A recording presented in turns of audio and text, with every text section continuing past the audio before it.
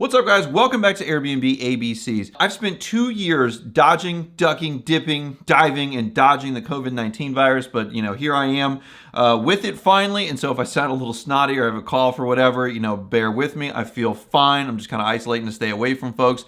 But what I want to talk to you guys about today is where the big money is in Airbnb and VRBO, short-term rentals, and for the most part, any type of real estate that you want to invest in. Because a lot of times, most people are far too focused on the front end numbers. And there's really a very good reason for that. If you are focused on earning extra income, which is what probably most everyone getting into real estate is wanting to do, this is important to you. And it could be for anything. It could be for, traveling more, being able to invest more, be able to quit your 9 to 5, whatever.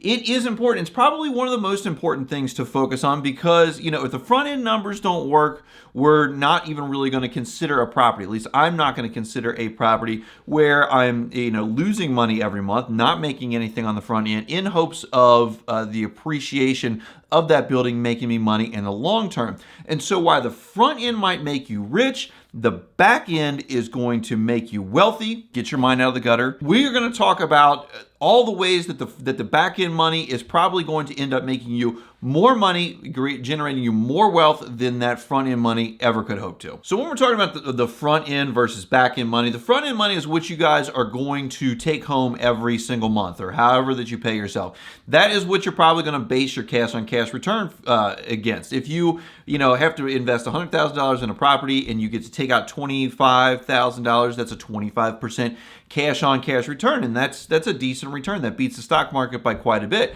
The back end money is where a lot of people kind of skim over, they gloss over because it's not in the forefront, it's not paying your bills every day. That is in the no pay down appreciation in the building in the various tax shelters that real estate enjoys. And it really, those things are how we got to where we are, how me and my business partners and my wife and my family have gotten to where we are with our real estate investing. Because when we've had the last long-term rental that we had, an apartment building that we bought for $80,000, ended up selling for $200,000, we were only taking home total about $7,200 a year, about $600 a month, and that's pretty good for a long-term rental. But what we have done is over the years, we've had this back-end money. The first place that we bought was $18,000. I think we sold it for like $42,000. We rolled that money into the apartment building that was $80,000. We sold it for $200,000. And that has allowed us to buy, so far, about $1 million in short-term rentals that generates about, last time I looked at the financial software, somewhere around $175,000 in gross income. And so when we're looking at this back end money, what I want to do is I want to focus on our next purchase that we're making. It is a 2-bedroom, 2-bath with a loft that we plan to convert into a sleeping area to make it essentially a 3-bedroom, 2-bath. It's $599,000. We are doing a 30-year mortgage with 6.25%. With 85% loan to value. And so that is going to be about $3,500 a month, which is about, $42,000 a year. And we expect to take home, this is, pull the money out, about $2,000 a month. On average, some months will be lower, some months will be higher. And that leaves a little bit of room for some reserves after we pay all of our mortgage, all of our expenses, which when we look at expenses, we look at about $10,000 in cleaning fees annually and about $6,000 to $10,000 in utilities and ongoing costs. And then that leaves a little bit of margin there for, emergencies, like if we need to put an HVAC unit in, if we need to replace something like a couch or whatever. Our front end amount on this is going to be about $24,000 take home, and it's going to cost us about $104,000 to get into this house with the 15% down payment and all of the various things that you have to do to end up securing a loan. So we're looking at about a 24% cash on cash return on the front end.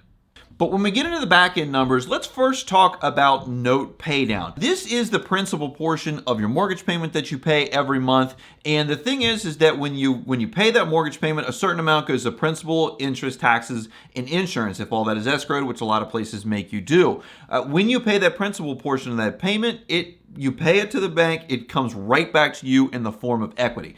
And the best part about this is that your guests actually are the ones who pay this in addition to all the other stuff. Because, the idea is that the guest rental payments, cover all of your expenses, all of your mortgage, and leave you with a nice bit of profit at the end. This works the same way with long-term rentals. And so for this particular property, initially we're going to see about a $500 a month note pay down, which makes about $6,000 a year. And that's going to increase over time as the amortization schedule runs its course. And, that will increase significantly. But just, year one, we're looking at a $6,000 gain based on note pay down that somebody else is paying for. The next part is appreciation in the building. And really, guys, this is the big one that when it comes to this back end money.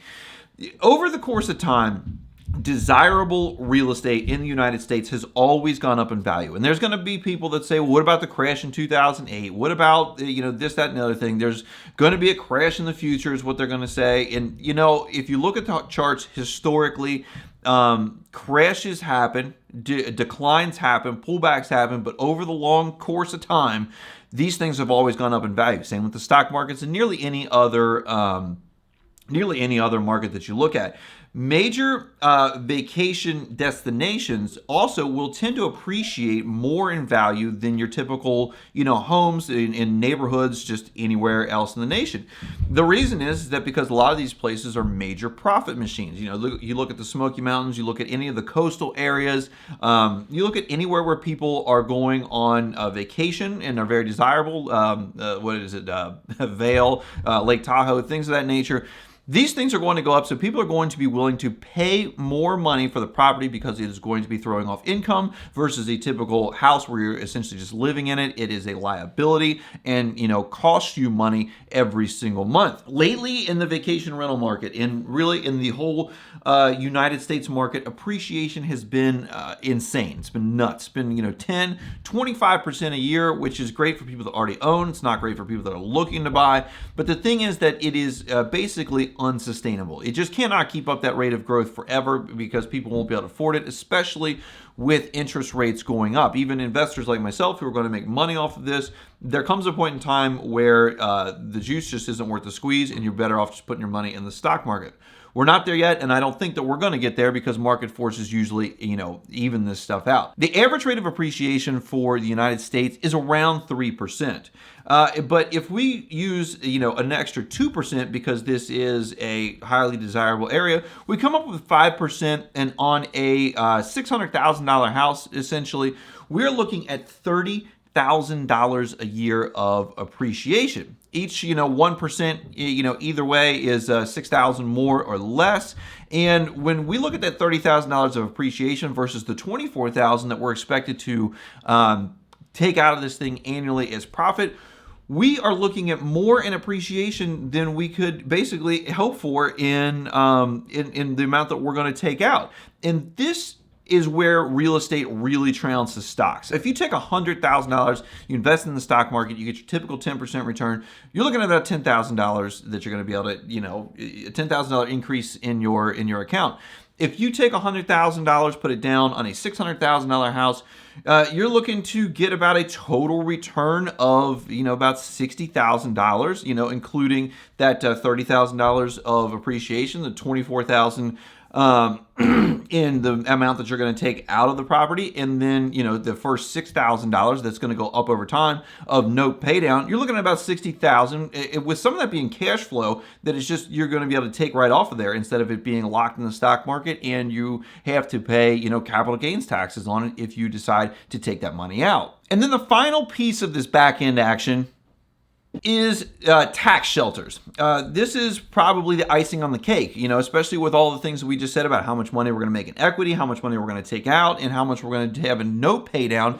$90,000 gross, which is what we expect to gross on this property if I haven't mentioned it yet, is a lot of money to make. And most people would be like, that's going to be a bunch in taxes, right? So you're going to lose a lot of that in taxes, right? Wrong. Real estate is one of the most tax advantaged investment vehicles. It is just strewn with tax advantages that other investments like stocks or investing in starting your own business or whatever, they don't typically enjoy.